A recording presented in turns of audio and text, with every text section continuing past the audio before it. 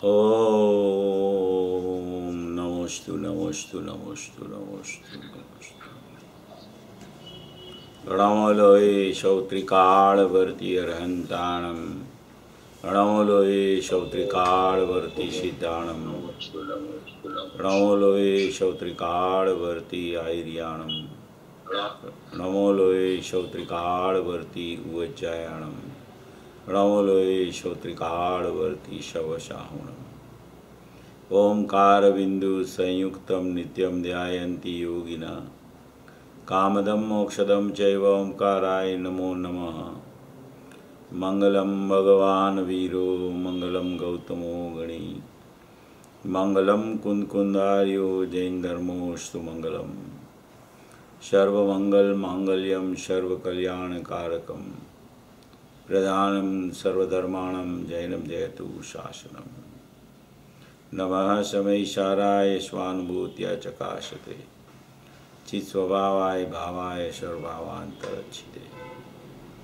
एगो में शासिदोपज्ञान दर्शन लक्षणों, शेषा में बाहिरा भाव शवै संयुग लक्षणा।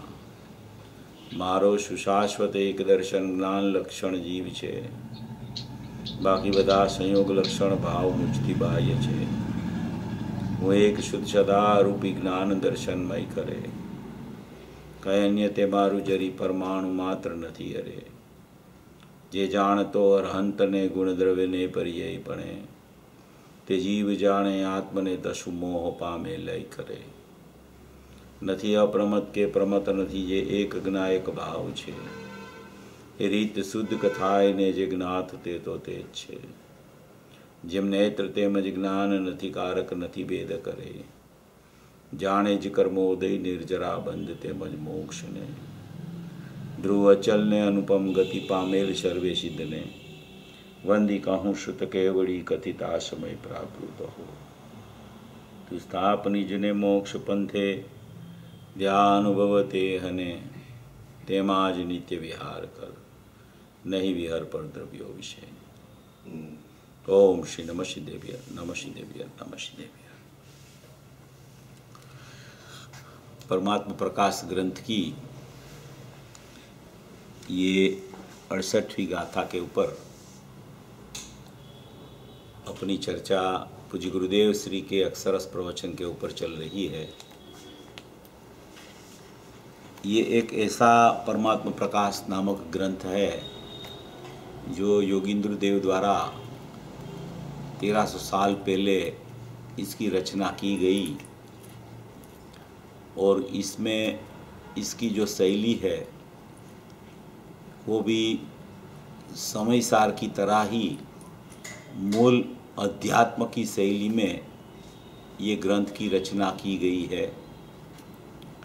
इसमें ठेर ठेर कहीं गाथाओं में जो ये पूरे परमात्मा प्रकाश के 2 विभाग है, उसमें दोनों विभाग में मुख्य रूप से सभी व्यवहार का निषेध करके, चाहे वो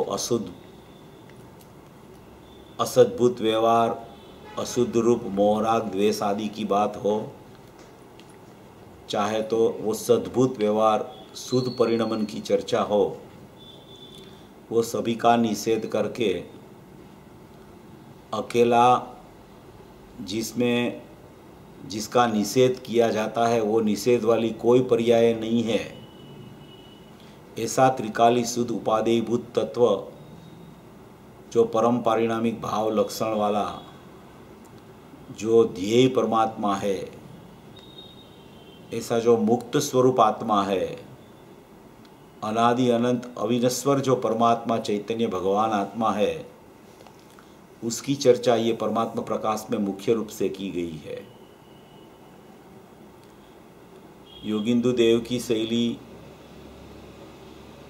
ऐसी है कि एक एक गाथा में जो उसने रचना की है, पूरी भावना प्रधान शैली से ये पूरे ग्रंथ की रचना की गई है। इसलिए ये ग्रंथ ज्ञानियों को अति प्रिय होता है, अति प्रिय होता है ये ग्रंथ। और अज्ञानी को भी अगर ये प्रिय लगने लगे तो वो ज्ञानी हो जाता है। ऐसी कोई ये चर्चा ये योगींद्र आचार्य के द्वारा ये परमात्म प्रकाश ग्रंथ में जो करने में आई है, उसकी चर्चा अपनी यहाँ परमात्म प्रकाश का जो उसमें मूल ग्रंथ में 2 विभाग है, उसमें पहला विभाग में 68 नंबर की गाथा है, जो परमात्म प्रकाश के प्रवचन पूज्य गुरुदेव श्री के 8 भाग है, उसमें से दूसरे भाग में यह अक्षरस प्रवचन छपा हुआ है, उसकी चर्चा अपनी चल रही है। आचार्य भगवान की जो रचना होती है, वो रचना में वो खुद की परिणति होती है, वो बार बार सदुपयोग रूप केली करती होती है और वो बार बार उसको सदुपयोग आ जाता है और सदुपयोग में अपने आत्मा का वेदन स्वसंवेदन प्रचुर स्वसंवेदन उसको चलता रहता है और प्रचुर स्वसंवेदन के बाद में वो निरंतर सदुपयोग में टिक नहीं सकते। तब जो वहाँ से सदुपयोग से च्युत होते हैं और जो कोई विकल्प आ जाता है विकल्पात्मक दशा में, तब ये शास्त्रों की रचना हो जाती है। ऐसे जो अपने समर्थ आचार्य कुंदकुंद देव थे, उनकी परंपरा वाले जो ये योगींद्र आचार्य है, उसने ये परमात्म प्रकाश ग्रंथ की रचना की और 68वीं गाथा में रवि उपजय नवि मरे न बंधो न मोखो करे जीव परमथे जोइया जीर्वा रेव भणे। क्या कहते हैं कि जीव उपजता भी नहीं है, जीव मरता भी नहीं है, ना तो जीव बंध को करता है, ना तो जीव मोक्ष को करता है। जिनेंद्र परमात्मा ने ऐसा कहा है, ऐसा पुकार करते ही ये गाथा में है कि ये हम नहीं कह रहे हैं, हम तो कह ही रहे हैं, मगर ये तो जिनेंद्र परमात्मा से चली आती हुई बात है कि जो उत्पन्न होता है उसका नियम से व्यय होता है दूसरे समय में, और जो बंध होता है वो बंध मार्ग का और बंध का अभाव पूर्वक मोक्ष मार्ग और मोक्ष हो जाता है। तो ये सद्भाव भाव वाली जो व्यवस्था है, संयोग वियोग वाली जो व्यवस्था है, उत्पाद व्यय वाली जो व्यवस्था है, जिसको एक समय का भी सत कहा जाता है, पर्याय है वो पूरा पर्याय का परिणमन से पार एक चैतन्य परमात्मा जो ध्रुव परमात्मा है, जो अनादि अनंत एक रूप अभेद टंकोत्कीर्ण अघटित घाट रूप रहता है, ऐसा जो चैतन्य परमात्मा, आदरणीय परमात्मा, ध्यान करने लायक ध्येय जो परमात्मा है, उसको ध्रुव परमात्मा कहा जाता है।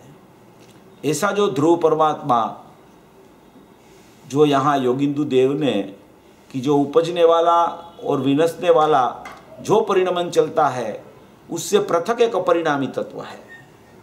परिणमन में चलता है, परिणमन का निषेध नहीं है, मगर वो परिणमन अपरिणामी में नहीं है, ऐसा कहना चाहते हैं यहाँ।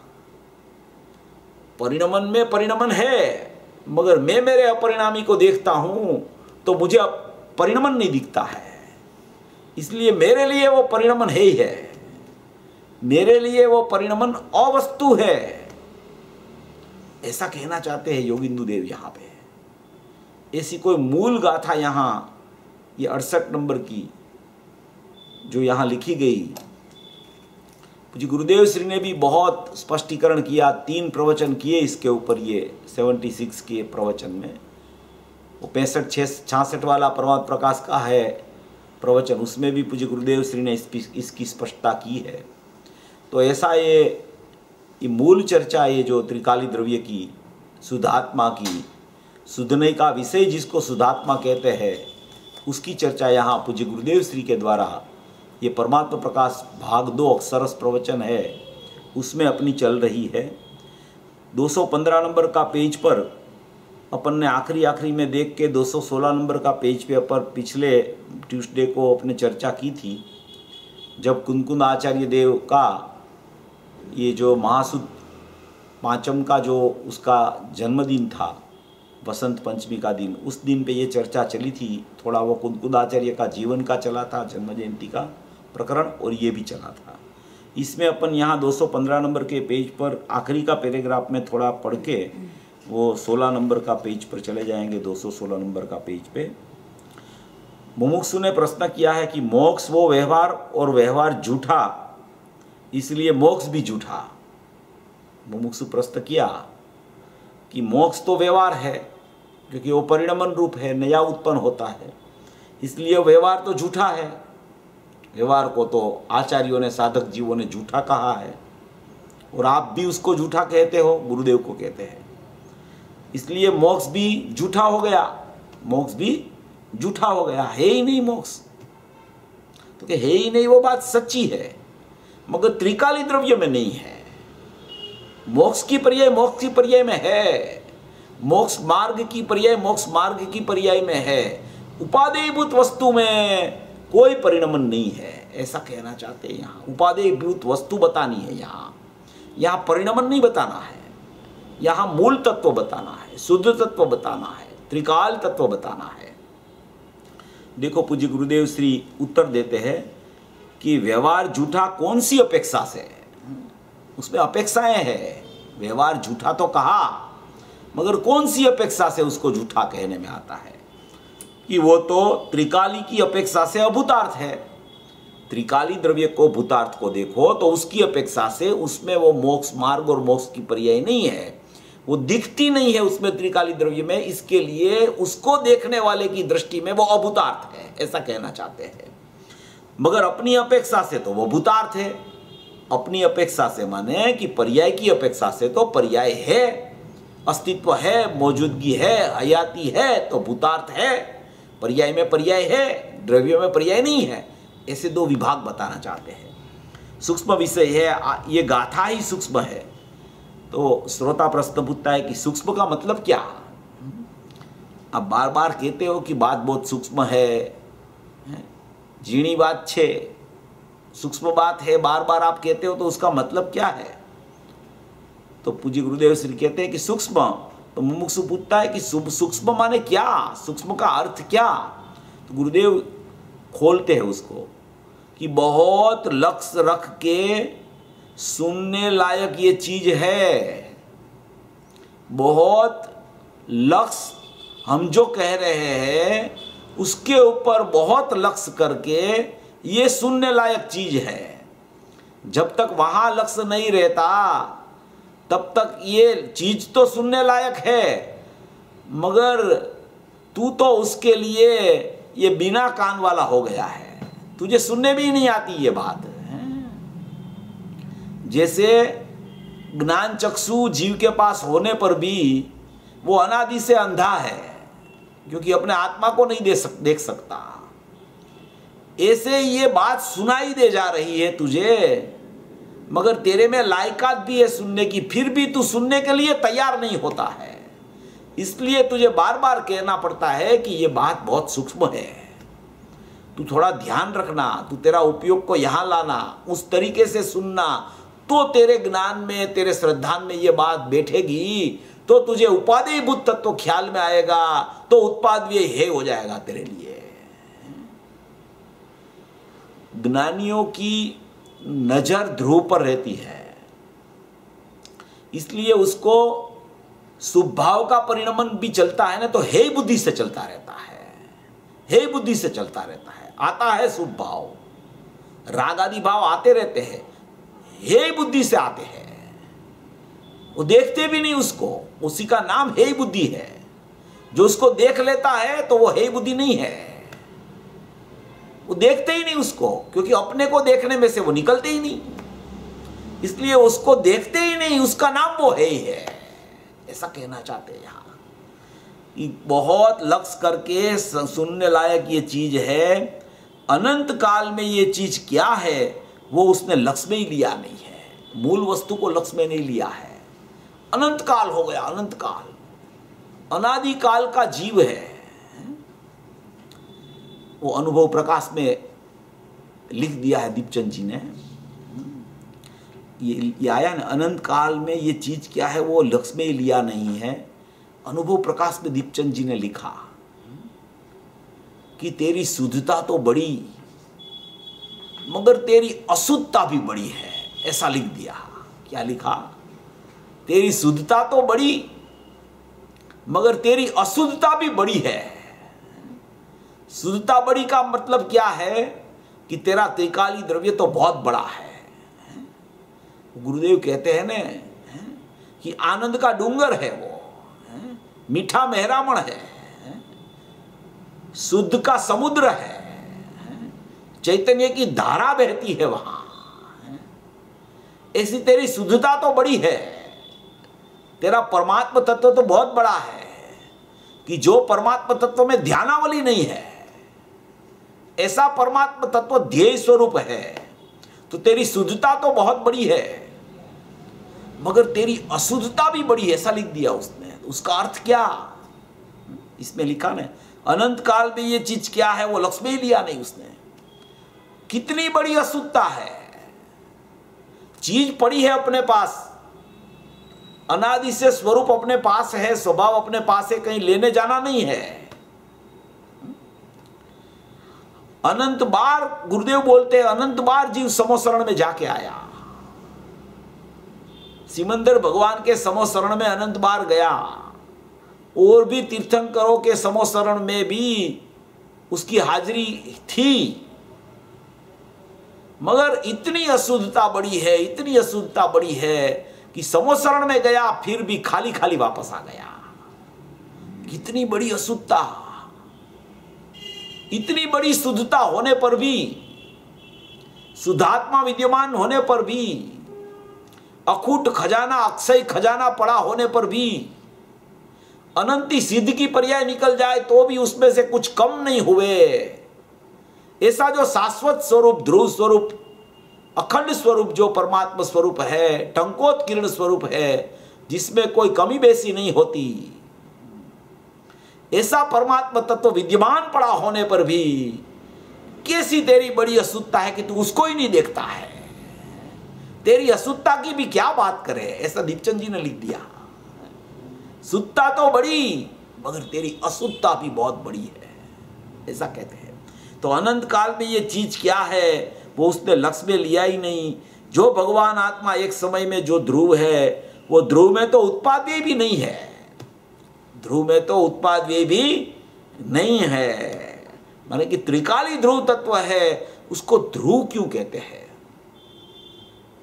अगर ध्रुव में उत्पाद्य चला जाए तो फिर उत्पाद्य ध्रुवयुक्तम सत हो गया, वो तो ध्रुव नहीं रहा, वो तो परिणमन वाला आत्मा हो गया, वो तो परिणामी द्रव्य हो गया, वो तो प्रमाण का द्रव्य हो गया। ध्रुव इसे ही कहते हैं कि उसमें पर्याय नहीं होती, उसमें उत्पाद्य नहीं होता, उसमें कमी बेसी नहीं होती। ऐसा ध्रुव रहता है, खूटा ध्रुव रहता है, अखंड खूटा। उसको माने कि कुटस्थ बोला जाता है, कुटस्थ, शाश्वत, कुछ निकले भी नहीं उसमें से और कुछ अंदर प्रवेश भी न कर सके। ऐसा ध्रुव परमात्मा है। वो ध्रुव में तो उत्पाद्य भी नहीं, उत्पाद्य तो पर्याय में है, पर्याय में उत्पाद्य है, ध्रुव में उत्पाद्य नहीं है। दोनों विभाग अलग अलग है। एक पर्याय का परिणमनशील पहलू है और ये ध्रुव है वो अपरिणामी पहलू है। दोनों पहलू के साथ में देखो तो प्रमाण का विषय हो जाता है, दोनों को स्वतंत्र देखो तो ये ध्रुव है वो अपना स्वभाव है अपरिणामी तत्व, और पर्याय है वो व्यवहारणी का विषय हो जाता है। उत्पाद्य तो पर्याय में है और बंध और मोक्ष भी पर्याय में है। आहा गजब बातें। अभी तो लोगों को बाहर में व्यवहार करे ने दया दान से मुक्ति बनाते हैं, बाहर में दया दान व्रत भक्ति पूजा उससे मुक्ति मेरी हो जाएगी, ऐसा अभी तो सचमुच पे तो वो शुभ भाव भी सम्यक दर्शन के बिना नहीं होता।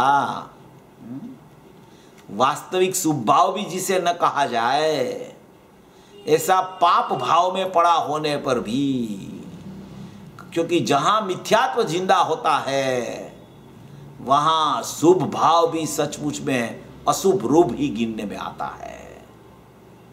वो पापानुबंधी पुण्य है, पुण्यानुबंधी पुण्य भी उसे नहीं कह सकते। तो अभी लोग तो उसको बाहर में व्यवहार करते करते दया दान से मुक्ति हो जाएगी ऐसा उसको मान रहे हैं। वो तो कहाँ रह गया, वो तो बहुत दूर की बात है, ऐसा कहते हैं पूज्य गुरुदेव श्री। वो तो बहुत दूर की बात है, वो तो यहाँ बात ही नहीं। यहाँ तो उत्पादवे की पर्याय ध्रुव में नहीं है, ऐसी मूल सूक्ष्म अध्यात्म की चर्चा चल रही है। तो वो तो कहाँ रह गया प्रभु।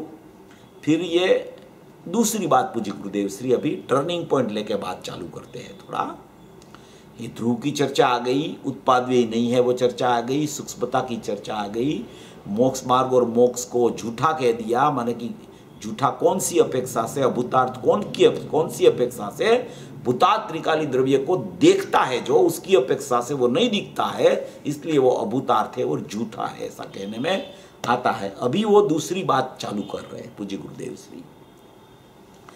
यहां तो भगवान आत्मा एक समय में उत्पादव्यय जो है उससे रहित है। भगवान आत्मा कैसा है, एक समय में जो उत्पादव्यय है, क्योंकि उत्पादव्यय समयवर्ती होता है और भगवान आत्मा त्रिकालवर्ती होता है, इसलिए उत्पादव्यय जो है उससे रहित त्रिकालवर्ती भगवान आत्मा चैतन्य परमात्मा है। उत्पादव्यय ध्रुवयुक्तम सत, क्या कहते हैं, उत्पादव्यय ध्रुवयुक्तम सत तत्वार सूत्र में आया है। उत्पादव्यय ध्रुवयुक्तम सत वो तत्वार सूत्र में आया है। 10 लक्षणी पर्व में आते हैं ना, उत्पादव्यय ध्रुवयुक्तम सत, भगवान आत्मा उत्पादव्यय और ध्रुव वो तीनों मिलके प्रमाण का विषय है, प्रमाण का विषय है वो तीनों मिलके। उत्पादव्यय ध्रुवयुक्तम सत गुण पर्यायवत द्रव्यम, ऐसा तत्वार सूत्र में आता है। उत्पादव्यय ध्रुवयुक्तम सत, उत्पादव्यय ध्रुवयुक्तम सत को भी आत्मा कहा जाता है, मगर वो प्रमाण का आत्मा है। ध्रुव को भी आत्मा कहा जाता है, वो निश्चय वाला त्रिकाली द्रव्य है। पर्याय को भी कोई अपेक्षा से शुद्ध पर्याय को भी आत्मा कहा जाता है, मगर वो एक समय की होने के कारण वो व्यवहार नहीं का विषय है। अभी ये त्रिकाली द्रव्य ध्रुव और उत्पादव्यय पर्याय, ऐसे दोनों को साथ में देखो तो उत्पादव्यय ध्रुवयुक्तम सत है। वो उत्पादव्यय ध्रुवयुक्तम सत पदार्थ की सिद्धि है। पदार्थ की सिद्धि अलग है, प्रयोजन की सिद्धि अलग है। पदार्थ में जो जीव आता है वो पर द्रव्य से व्यावृत होकर अपने द्रव्य में आ जाता है, अपने गुण पर्यायवत द्रव्य में आ जाता है, उत्पादव्यय ध्रुवयुक्तम सत में आ जाता है। तो पर की नास्ती है उसमें। अनेकांत जो आता है ना, अनेकांत, अनेकांत की व्याख्याएं जो आती है, तो अनेकांत के प्रकार में सबसे पहला प्रकार ये है, सबसे पहला प्रकार कि स्वचतुष्टय में पर चतुष्टय की नास्ती है। तो स्वचतुष्टय क्या, स्वचतुष्टय माने अपना द्रव्य, अपना क्षेत्र, अपना काल माने अपनी वर्तमान पर्याय और अपना भाव माने गुण। तो ऐसा द्रव्य गुण पर्याय वाला जो आत्मा, उत्पादव्यय ध्रुवयुक्तम सत वाला जो आत्मा, उसमें पर द्रव्य के उत्पादव्यय ध्रुवयुक्तम सत माने पुद्गल के उत्पादव्यय ध्रुवयुक्तम सत, धर्म धर्म आकाश काल के उत्पादव्यय ध्रुवयुक्तम सत, वो ये अपने त्रिकाली द्रव्य जहां विद्यमान है, ऐसा जो अपना जीव तत्व वाला जीव द्रव्य है, वो जीव द्रव्य उत्पादव्यय ध्रुवयुक्तम सत है, वो स्वद्रव्य कहा जाता है। उसमें पर द्रव्य की स्वचतुष्टय में पर चतुष्टय की नास्ती है। पर चतुष्टय माने कि दूसरे जितने भी द्रव्य है, पुद्गल द्रव्य, धर्म अधर्म आकाश काल और अन्य जीव, वो 6 द्रव्य ले लो वहां, अन्य जीव की अपेक्षा ले ले तो उसके जो द्रव्य गुण पर्याय है उत्पादव्यय ध्रुवयुक्तम सत है, और ये जो अपने जीव के उत्पादव्यय ध्रुवयुक्तम सत है, ये माने कि स्वचतुष्टय है, उसमें ये पर चतुष्टय की नास्ती है। वो पहले में पहला अनेकांत है, अस्ति नास्ति अनेकांत। इसकी अस्ति और इसकी नास्ति, ऐसा अस्ति नास्ति अनेकांत जैन दर्शन का ट्रेडमार्क है। वो अनेकांत यहां उत्पादव्यय ध्रुवयुक्तम सत करके सिद्ध करते हैं कि आत्मा उत्पादव्यय ध्रुवयुक्तम सत है, मगर वो प्रमाण का विषय है। उसको प्रमाण का विषय क्यों कहा, स्वचतुष्टय में पर चतुष्टय की नास्ती, तो पर चतुष्टय तो निकल गया, धर्म अधर्म आकाश काल पुद्गल अन्य जीव वो सब पर चतुष्टय में गया, सब पर में गया, और ये अभी रह गया उत्पादव्यय ध्रुवयुक्तम सत जीव। तो ये जीव उत्पाद ध्रुवयुक्तम सत है, उसमें दो पार्ट है, दो विभाग है। वो दो विभाग क्या है? तो एक पर्याय का विभाग है, एक द्रव्य का विभाग है। और द्रव्य का और पर्याय का विभाग को साथ में देखो तो उत्पाद ध्रुवयुक्तम सत है, वो प्रमाण ज्ञान का विषय है, प्रमाण का विषय है, पदार्थ की सिद्धि करता है। और पदार्थ की सिद्धि में सबसे पहले जीव स्वचतुष्टय में आता है, पर चतुष्टय से निकल जाता है, तो वो अन्य द्रव्यों से अलग पड़ जाता है और अपने द्रव्य में आ जाता है, अपने उत्पाद ध्रुवयुक्त सत में आ गया, अपने स्वचतुष्टय में आ गया। अभी स्वचतुष्टय में क्या है कि स्वचतुष्टय में अपना त्रिकाली द्रव्य वस्तु है, अपना असंख्य प्रदेश क्षेत्र है, अनंत गुणात्मक अपना भाव है, और काल है वो पर्याय है वहां वर्तमान। तो वो वर्तमान पर्याय उत्पाद व्यय वाली, और ये अपना वस्तु निर्विकल्प, अपना असंख्य प्रदेशी आत्मा, और वो एक एक प्रदेश में अनंत गुण बसते हैं, वो एक वस्तु है। और ये पर्याय वाली उत्पाद व्यय वाली दूसरी वस्तु हो जाती है। वो स्वचतुष्टय में ने स्वचतुष्टय में एक पर चतुष्टय हो गया और एक स्व हो गया और एक पर हो गया, तो पर्याय पर हो गई और ये द्रव्य स्व हो गया। तो ये दोनों मिलके उत्पाद ध्रुवयुक्तम सत देखे तो वो प्रमाण का विषय है। पर्याय को अलग कर दो और द्रव्य को अलग करो तो ये द्रव्य निश्चय का विषय है, ये पर्याय व्यवहार का विषय है। ऐसा उत्पाद ध्रुवयुक्तम सत एक समय में होता है। ऐसा स्वचतुष्टय में पर चतुष्टय की नास्ति और स्वचतुष्टय प्रमाण का विषय कहा जाता है। देखो क्या कहते हैं, यहां तो भगवान आत्मा एक समय में उत्पाद व्यय जो है उससे रहित है। उत्पाद व्यय ध्रुवयुक्तम सत वो तो तत्वार सूत्र में आया है, 10 लक्षणी पर्व में आया है। उत्पाद व्यय ध्रुवयुक्तम सत, भगवान आत्मा, उत्पाद व्यय और ध्रुव, वो तीनों मिलके प्रमाण का विषय है, प्रमाण का विषय है। अभी उसका दो भाग पाड़ दे, त्रिकाली द्रव्य जो है वो बंध मोक्ष से रहित है, वो सम्यक दर्शन का विषय है, और बंध मोक्ष की पर्याय है वो व्यवहार नहीं का विषय है। अभी पहले में पहले स्वचतुष्टय सिद्ध किया कि पर चतुष्टय से स्वचतुष्टय की अलगता, स्वचतुष्टय में पर चतुष्टय की नास्ति। अभी स्वचतुष्टय में ने स्वचतुष्टय में भेदनान करना है कि द्रव्य द्रव्य रूप है और द्रव्य में पर्याय नहीं है। तो वो द्रव्य है वो सुधरने का विषय है, सम्यक दर्शन का विषय है। और वो पर्याय जो है जिसको माने कि पर्याय को व्यवहार नहीं का विषय कहा गया, उत्पाद व्यय कहा गया, और त्रिकाली द्रव्य जो है वो शुद्ध नहीं का विषय कहा गया। वो प्रमाण में ने प्रमाण में दो विभाग कर दिया, एक ध्रुव को कहा और एक वर्तमान पर्याय को कहा। तो ये स्वचतुष्टय में से एक दूसरा अनेकांत निकला। पहला अनेकांत क्या निकला कि स्वचतुष्टय द्रव्य गुण पर्याय उत्पाद व्यय ध्रुवयुक्तम सत में पर चतुष्टय की नास्ति, वो पहला अनेकांत है। ये भी अनेकांत है स्वचतुष्टय वाला, क्योंकि उसमें द्रव्य पर्याय वस्तु है, इसलिए अनेकांत हो गया। वो अनेकांत में ये पर की नास्ति है, इसलिए ये जो है वो स्वचतुष्टय और पर है वो पर चतुष्टय, उसमें स्वचतुष्टय में आ गया। अभी स्वचतुष्टय में आके क्या करना, ये तो पदार्थ की सिद्धि हो गई, ये प्रमाण में आ गया। ये पर से पृथक होके प्रमाण का द्रव्य में उसकी अस्थि सिद्ध की उसने।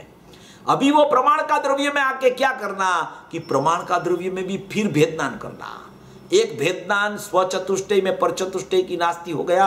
अभी स्वचतुष्टय में स्वचतुष्टय में भेदनान, उसमें भी अस्थि नास्ति अनेकांत है।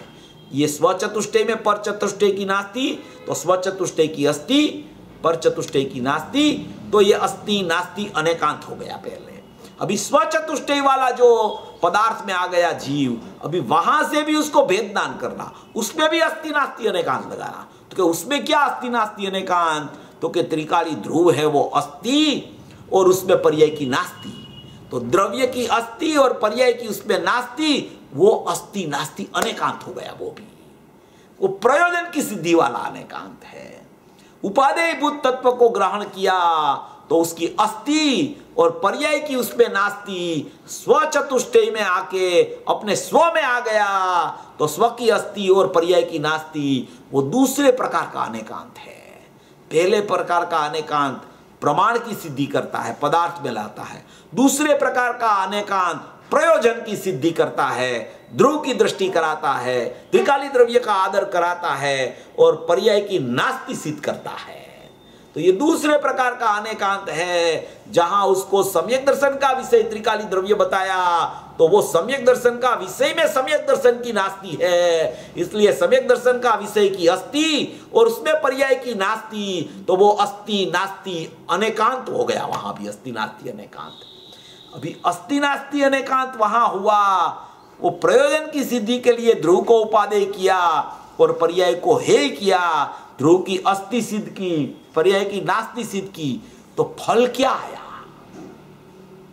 तो फल आना चाहिए ना, स्वचतुष्टय में पर चतुष्टय की नास्ति, स्वचतुष्टय में त्रिकाली द्रव्य की अस्ति और पर्याय की नास्ति। तो त्रिकाली द्रव्य की अस्ति की, पर्याय की नास्ति की, तो अभी क्या हुआ कि अभी आनंद आ गया, आनंद आ गया। अभी जो आनंद आया तो क्या हुआ? आनंद आया तो उसको भी क्या कहा कि त्रिकाली द्रव्य की अस्ति में वो ज्ञान में आत्मा भी जानने में आया और ज्ञान में आनंद का भी ख्याल आ गया, तो उसको भी सचमुच में अनेकांत कहा गया। ऐसी ऐसी ये चर्चा है। ये 3 प्रकार का अनेकांत सिद्ध करते हैं। इसमें देखो क्या कहते हैं, 10 लक्षणी पर्व में चलते हैं ना, उत्पाद्वय ध्रुवयुक्तम सत, भगवान आत्मा उत्पाद्वय और ध्रुव तीनों मिलकर प्रमाण का विषय है, प्रमाण का विषय, और उसके 2 भाग कर दे तो त्रिकाली द्रव्य जो है वो बंध मोक्ष से रहित है। बंध मोक्ष से रहित है वो सम्यक दर्शन का विषय है, और बंध मोक्ष की पर्याय है वो व्यवहार नहीं का विषय है। व्यवहार नहीं का विषय हमेशा एक समय की पर्याय को कहा जाता है, और शुद्ध नहीं का विषय त्रिकाली द्रव्य को कहा जाता है। पर्याय में कितनी भी शुद्धता हो तो भी वो व्यवहार नहीं का विषय है, क्योंकि उसका जीवन एक समय का है, इसलिए व्यवहार नहीं है, क्योंकि वो टिकता नहीं है। जो न टिके वो व्यवहार, जो टिके वो निश्चय, और ये ध्रुव टिकता है तो वो निश्चय का विषय है, कायमी चीज है, असली चीज है, ध्रुव चीज है, आनंद से भरी पड़ी चीज है। पर्याय में तो एक समय का आनंद प्रकट होता है, ये तो आनंद की खान है, ऐसा कहते हैं। तो ये बंध मोक्ष से रहित है, सम्यक दर्शन का विषय है, और बंध मोक्ष की पर्याय है, व्यवहार नहीं का विषय है। समझ में आया? वितराग का मार्ग बहुत सूक्ष्म है। गुरुदेव क्या कहते हैं कि वितराग का मार्ग बहुत सूक्ष्म है, बहुत सूक्ष्म है, इसे ही वितराग का मार्ग कहते हैं। सूक्ष्मता बहुत है उसमें। स्वचतुष्टय में पर चतुष्टय की नास्ति, स्वचतुष्टय में त्रिकाली द्रव्य की अस्ति और पर्याय की नास्ति। उस समय द्रव्य पर्याय का दृष्टिपूर्वक ज्ञान जो सम्यक हुआ उसको तीसरे प्रकार का अनेकांत बोला जाता है। ऐसी वितराग की चर्चा है। ये वितरागता का मार्ग बहुत सूक्ष्म है। लोग अनेकांत अनेकांत अनेकांत, स्यादवाद स्यादवाद स्यादवाद कहते रहते हैं, तो वो स्यादवाद सब जगह शुभ भाव में भी लगाते रहते हैं। हमारा तो स्यादवाद मार्ग है, हमारा तो अनेकांतिक मार्ग है, हमारा एकांतिक मार्ग नहीं है। अरे भैया, स्यादवाद की प्रगटता ही सम्यक एकांत पूर्वक होती है। सम्यक एकांत माने त्रिकाली द्रव्य, माने कि ध्रुव सत्ता, माने कि त्रिकाल सत्ता, अविनश्वर सत्ता, एक रूप सत्ता, अखंड सत्ता, शाश्वत सत्ता। उसी को तो हम मेरा स्वरूप कहते हैं, वही तो मैं हूं। और आत्मा में तो स्यादवाद का अभाव है। स्यादवाद पर्याय में प्रकट होता है नया। स्यादवाद अनेकांत जैन धर्म का ट्रेडमार्क कहा, वो अनुभूति में स्यादवाद प्रकट होता है। अनुभूति के विषय में जब स्यादवाद नहीं है ऐसा ख्याल आता है तो अनुभूति में स्यादवाद प्रकट हो जाता है। वो स्यादवाद का नाम तीसरे प्रकार का अनेकांत है। द्रव्य को भी जैसा है वैसा यथार्थ रूप से जाने, और ज्ञान आनंद आया उसको भी जान ले, और द्रव्य पर्याय स्वरूप को एक साथ में अनुभूति में पूरा आनंद मूर्ति और आनंद का परिणमन को जानना होवे, वो तीसरे प्रकार का फल रूप अनेकांत है। एक प्रमाण रूप अनेकांत एक माने कि त्रिकाली द्रव्य रूप निश्चय रूप अनेकांत और तीसरा फल रूप अनेकांत। ये तीन प्रकार है अनेकांत के। हम तो तीन प्रकार से अनेकांत को मानते हैं, आप तो एक ही लेके बैठे हो, अनेकांत और स्यादवाद, अनेकांत और स्यादवाद। हम तो कहते हैं कि स्यादवाद का ही, अनेकांत का ही अभाव है त्रिकाली द्रव्य में। ऐसा सम्यक एकांत स्वरूप भगवान आत्मा है, और उसको जो लक्ष्य में लेता है, उसकी जो दृष्टि करता है, उसका जो अनुभव करता है, उसको ही वास्तविक में पर्याय में स्यादवाद प्रकट होता है, अनेकांत प्रकट होता है, वो फल रूप है। ऐसी चर्चा यहां, ऐसी उठाई है चर्चा यहां पे। तो कहते हैं वितराग का मार्ग, तो वितराग का मार्ग बहुत सूक्ष्म है, अलौकिक बात है, ऐसी बात तो कहीं भी है नहीं। वितराग सर्वज्ञ के अलावा वो बात कहीं भी नहीं है। ये तो वितराग सर्वज्ञ के मार्ग में, दिगंबर दर्शन में, दिगंबर आमनाई में, कुंद आमनाई में, ये जिनेंद्र परमात्मा का स्रोत बहता बहता बहता पूज्य गुरुदेव श्री तक आ गया, और गुरुदेव ने विस्फोट कर दिया है अध्यात्म का।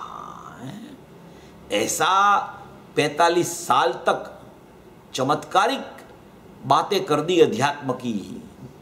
एक समय सार हाथ में आया 100 साल पहले, और सबको समयसार बना दिया।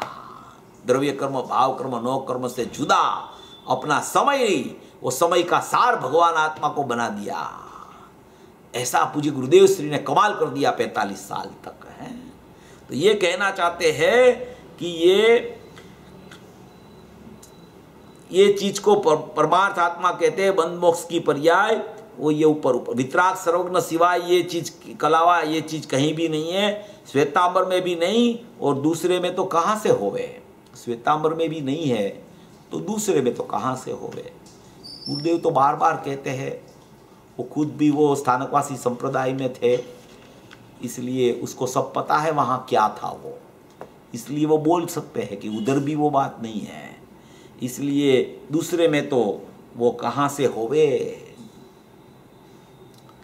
वो प्रभात प्रकाश में एक बात आई है, ऐसी बात आती है ना सामने तो विचार आते रहते हैं। प्रभात प्रकाश में एक गाथा में बात आई, मेरे ख्याल से 44वीं गाथा है दूसरे भाग की, कि अज्ञानी है ना, अज्ञानी, वो ज्ञानी को पागल कहते हैं, और ज्ञानी होते हैं ना वो अज्ञानी को पागल जान लेते हैं।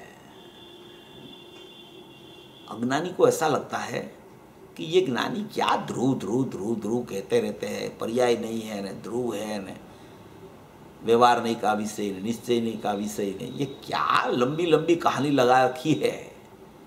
तो वो अज्ञानी ज्ञानी को पागल मानता है, उसको ऐसा लगता है कि ये पागल जैसी बातें हैं सब, एक द्रव्य दूसरा द्रव्य को स्पर्श नहीं करता, द्रव्य में पर्याय नहीं है, ये तो पूरा मार्ग ही चला जाएगा हमारा, पर्याय ही नहीं है द्रव्य में, तो फिर क्या करना।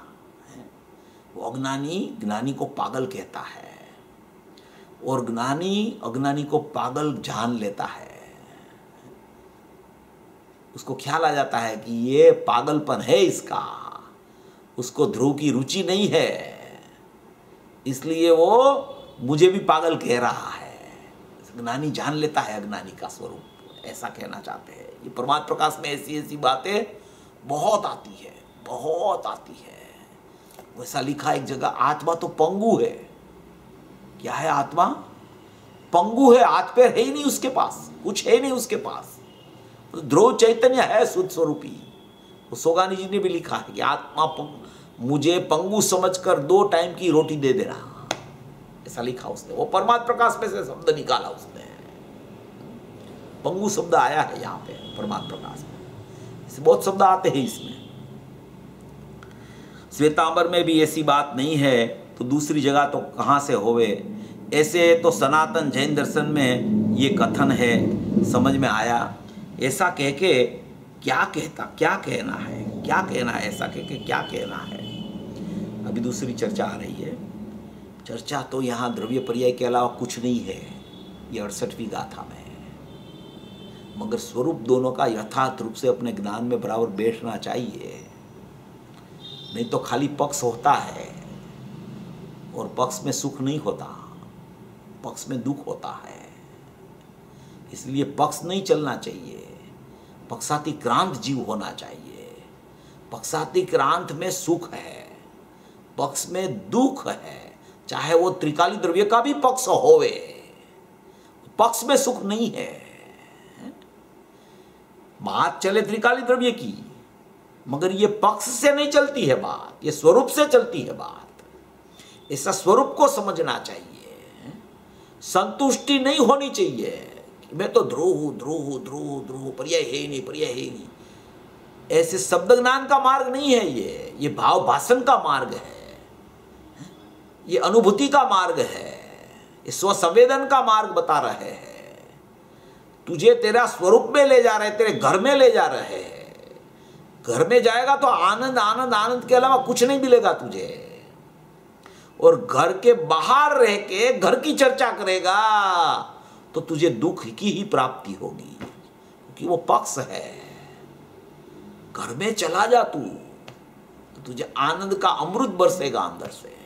साक्षात अमृतम पिबंती, ऐसा कलश आता है समय सार में, साक्षात अमृतम पिबंती, अमृतम पिबंती, ऐसा आया है? देखो ये क्या कहते हैं, जो वस्तु बंध मोक्ष रहित ध्रुव है उसका आश्रय करने लायक है। आश्रयभूत तत्व एक ही होता है। एक होय तीन काल में परमार्थ का पंथ। परमार्थ का पंथ तो एक ध्रुव की दृष्टि करना, आश्रय करना, वही परमार्थ का पंथ है। पर्याय का भी आश्रय करना, थोड़ा शुभ भाव भी कर लेना, थोड़ा ज्ञानी के पास भी चले जाना, थोड़ा समोसरण में जाके भी शुभ भाव कर लेना। ऐसे शुभ भाव करते करते करते करते ये शुद्धता तक पहुंच जाएगा कि वो परमार्थ का पंथ नहीं है। ज्ञानियों का आदर होता है, ज्ञानियों का विवेक होता है, ज्ञानियों के प्रति समर्पितता होती है, मगर आश्रयभूत तत्व तो एक ही रहता है। आश्रयभूत तत्व में कोई दूसरी पर्याय भी उस पर शामिल नहीं हो सकती, सिद्ध की पर्याय शामिल नहीं हो सकती, ऐसा आश्रयभूत तत्व है। तो बंध मोक्ष से रहित ध्रुव है, उसका ही आश्रय करने लायक है, पर्याय का भी आश्रय करने लायक नहीं है। तो पर्याय में कौन सी पर्याय बाकी रह गई? सब पर्याय आ गई, पर्याय का भी आश्रय करने लायक नहीं है। मोक्ष और मोक्ष का मार्ग का भी आश्रय करने लायक नहीं है। मोक्ष हो कि मोक्ष का मार्ग हो, आश्रयभूत तत्व तो एक ही रहता है, क्योंकि पर्याय के आश्रय से नई शुद्धि वाली पर्याय प्रकट नहीं होती है। द्रव्य के आश्रय से शुद्ध पर्याय की प्रकटता होती है, इसलिए आश्रयभूत तत्व एक ही रहता है। और आश्रयभूत तत्व ऐसा होता है कि वो स्थिर होता है, बिना परिणमन वाला होता है। जब भी जीव को आश्रय ला और तब ले सके, उसका नाम ध्रुव तत्व टंकोत्कीर्ण शाश्वत तत्व है, इसलिए वो आश्रयभूत तत्व है। पर्याय का आश्रय क्यों नहीं किया जाता, क्यों नहीं कर सकता, क्यों उसको करने से सम्यक पर्याय नहीं होती? क्योंकि वो पर्याय का आश्रय करने जावे न तब तो वो पर्याय चली जाती है, वो दूसरी आ जाती है, तीसरी आ जाती है, चौथी आ जाती है। आश्रय करने जावे तो वो पर्याय चली जावे, यही हो जावे उसका। तो कैसे आश्रय करे उसका? आश्रयभूत तत्व संपूर्ण है, वो कायमी अस्तित्व रूप रहता है, इसलिए उसका आश्रय रहता है, इसलिए वो आश्रयभूत तत्व है, इसलिए उसका आश्रय हो सकता है। ये पर्याय तो एक पर्याय को देखे तो वो तो चली जाए, यही हो जाए, दूसरी आ जाए, तीसरी आ जाए, चौथी आ जाए। छद्मस का उपयोग तो पर्याय को पकड़ भी नहीं सकता, तो आश्रय कैसे लेवे उसका? और वो तो उत्पादेय वाली है, उत्पादेय उत्पादेय उत्पादेय हो जाता है उसका। प्रत्येक पर्याय जो होती है ना उत्पादेय, प्रत्येक समय में वो पर्याय में पृथक पृथक परिणमन चलता रहता है। मोक्ष की पर्याय में भी परिणमन शुद्ध वाला चलता हो, मगर वो की वो पर्याय नहीं होती, वो पलटती है वो, इसलिए वो आश्रयभूत नहीं होती वो पर्याय भी। और ये नहीं पलटता है, इसलिए ये आश्रयभूत तत्व कहा जाता है। क्यों? क्योंकि ये स्थिर तत्व कायमी तत्व रहता है, कभी भी जीव आश्रय ले सकता है इसका। और पर्याय तो उसको शुद्ध का भी पर्याय का आश्रय लेना हो तो शुद्ध पर्याय होगी तब आश्रय ले सकता है। इसलिए पर्याय उत्पाद व्यय वाली होने से, स्थिर नहीं होने से, एक समय की होने से, वो उसका आश्रय लेने जाए तहाँ वो व्यय हो जाती होने से वो पर्याय का आश्रय कभी नहीं होता। कायमी वस्तु का आश्रय होता है। आश्रयभूत तत्व एक ही रहता है। तीनों काल एक ही आश्रयभूत तत्व ध्रुव तत्व है, क्योंकि वो अविनाशी है और ये नाशवान है। वो अनादि अनंत रहता है, कायम रहता है। ये तो एक समय की शादी शांत है और ये अनादि अनंत है। इसलिए ये आश्रयभूत तत्व कहा जाता है। वस्तु बंध मोक्ष रहित ध्रुव है, वो तो आश्रय करने लायक है। आश्रय करने लायक है, पर्याय का भी आश्रय करने लायक नहीं है। पर्याय का भी आश्रय करने लायक नहीं है। मोक्ष और मोक्ष का मार्ग भी आश्रय करने लायक नहीं है। देखो कहाँ तक ले जा रहे हैं। कोई भी पर्याय आश्रय करने लायक नहीं है। मोक्ष माने परिपूर्ण शुद्धता। मोक्ष के बाद में कोई दूसरी नई पर्याय नहीं आती। वो अनंत काल तक ऐसी ही पर्याय रहती है। वो की वो नहीं, मगर ऐसी ही पर्याय रहती है। गुरुदेव ने कहा एक बार कि सिद्ध की पर्याय के बाद में पर्याय के लिए बस कर दे, वहां विराम ले। अभी सिद्ध की पर्याय के बाद कोई पर्याय नहीं है, इसलिए अंत आ गया वहां पर्यायों का, परिणमन का। वो पर्याय का भी आश्रय नहीं लेना, ऐसा कह रहे हैं। वो भी आश्रयभूत तत्व नहीं है, तो अंत आ गया ने फिर क्या, तो फिर भी होती नहीं है, पलटती रहती है। इसलिए आश्रयभूत तत्व नहीं है, ऐसा कहना चाहते हैं। मोक्ष और मोक्ष का मार्ग भी आश्रय करने लायक नहीं। पंडित जी सूक्ष्म विषय है भाई। क्या कहते हैं पंडित जी? पंडित जी को कहते हैं ये तो सूक्ष्म विषय है भाई। एकदम बात गुलाट खाती है। क्या कहते हैं? बात एकदम गुलाट खाती है। बात है माने कि फिरती है बात। गुलाट खाती है माने अंदर गुड़ुप हो जाती है। ये बात गुलाट खाती है अंदर में। वस्तु भगवान आत्मा एक समय में ध्रुव का जो पिंड है, एक समय में ध्रुव का जो पिंड है वस्तु भगवान आत्मा, वो ध्रुव स्वरूप है। ध्रुव माने ऐसा न ऐसा रहे। वो गुरुदेव दृष्टांत देते हैं कि जो वहान चढ़ता है ना, वहान, दरिया में वहान चलते हैं, सीप चलती है, वो ध्रुव के तारा से उस ध्यान में रख के चलती है। वो ध्रुव का तारा का निशान लेके चलती रहती है। ऐसे ये ध्रुव है, पर्याय उसमें निशान लगा दे ध्रुव पे तो उसका काम हो गया। ये ध्रुव परमात्मा है। ध्रुव परमात्मा, चैतन्य परमात्मा। ज्ञानी लोग बहुत ऐसी बात करते हैं। शास्त्र भी कहते हैं कि जहां अज्ञानी जागता है ना, वहां ज्ञानी सो जाते हैं। अज्ञानी जहां जागता है, अज्ञानी कहां जागता है? पर्याय में जागरूक रहता है, राग में जागरूक रहता है, पर पदार्थ में जागरूक रहता है। वहां ज्ञानी वो सो जाते हैं, माने उधर देखते ही नहीं, वो सो जाते हैं, निर्विकल्प हो जाते हैं उसके लिए। और जहां ज्ञानी सोते हैं, जहां अपने स्वरूप में वो अंदर चले जाते हैं, वो ज्ञानी अपने स्वरूप में चले जाते हैं, तो भी अज्ञानी को जागृति नहीं आती कि मेरा स्वरूप भी ऐसा है।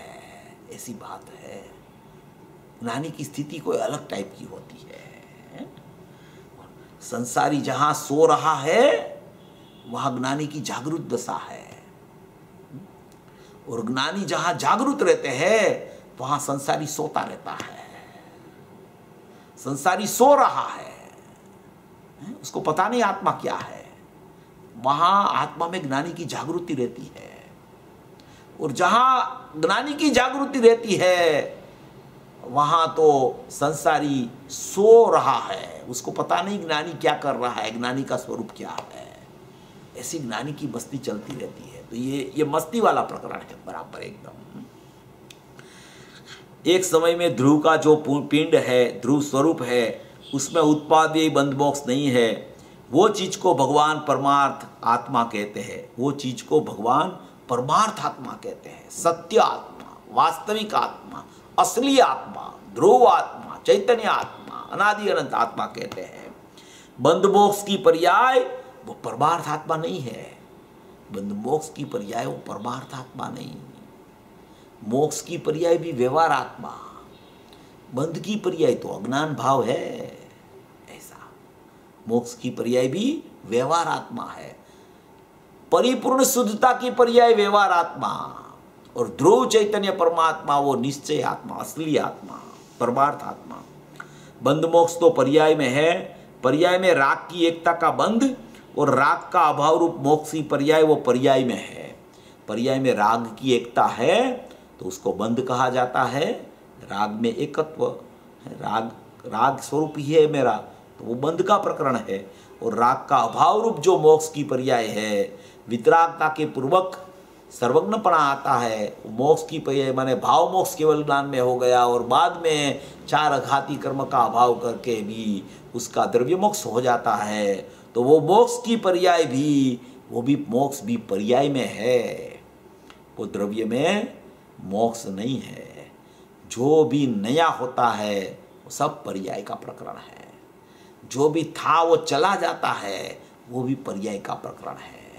जिसका उत्पाद होता है वो पर्याय का प्रकरण है। जिसका व्यय होता है वो पर्याय का प्रकरण है। शुद्धि होती है वो भी पर्याय है। शुद्धि की वृद्धि भी पर्याय है। शुद्धि की पूर्णता भी पर्याय है। सब पर्याय पर्याय पर्याय है, और वो पर्याय द्रव्य में नहीं है। ऐसा मैं ध्रुव टंकोत्कीर्ण चैतन्य परमात्मा हूं, ऐसा कहना चाहते हैं। यहाँ समझ में आया? तो फिर मुमुक्षु कुछ प्रश्न करता है, वो समझ में नहीं आया इसलिए लिखा नहीं है यहाँ।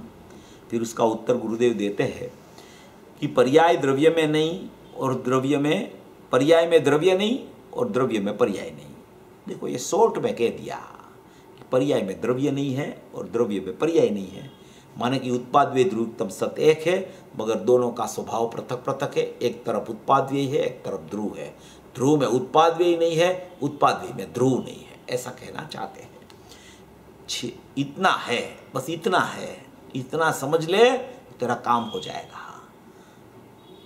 दोनों है तो साथ में है, बोलते हैं है तो साथ में, दोनों साथ में है। प्रमाण का विषय से देखो तो दोनों साथ में है। पदार्थ की सीधी से देखो तो दोनों साथ में है। उत्पाद वे ध्रुवयुक्तम सत से देखो तो दोनों साथ में है। गुण पर्यायवत द्रव्यम, गुण पर्यायवत द्रव्यम से देखो तो दोनों साथ में है, ऐसा कहते हैं। सुनो भाई, ये भगवान की बात तो सूक्ष्म है, ये भगवान की बात है। जिनवर एवं भणे, जिनेन्द्र भगवान ने ऐसा कहा है। ये भगवान की बात तो सूक्ष्म है। पर्याय में द्रव्य आता नहीं। ज्ञान की पर्याय में और श्रद्धा की पर्याय में पूरा द्रव्य का ज्ञान और द्रव्य की श्रद्धा होती है। ज्ञान की पर्याय कहो, श्रद्धा की पर्याय कहो। ज्ञान की पर्याय में भी ये त्रिकाली द्रव्य है, ऐसा त्रिकाली द्रव्य मैं हूँ, ऐसा ज्ञान की पर्याय में त्रिकाली द्रव्य का ज्ञान आ जाता है कि मैं ही त्रिकाली द्रव्य हूँ। ऐसा ज्ञान की पर्याय का माने कि ज्ञान की पर्याय की ऐसी घोषणा होती है कि मैं ही त्रिकाली द्रव्य हूँ। तो उसी समय ये त्रिकाली द्रव्य का ज्ञान पर्याय में आ जाता है। त्रिकाली द्रव्य नहीं आता इसमें, वो तो यहाँ रहता है। पर्याय यहाँ है, द्रव्य यहाँ है।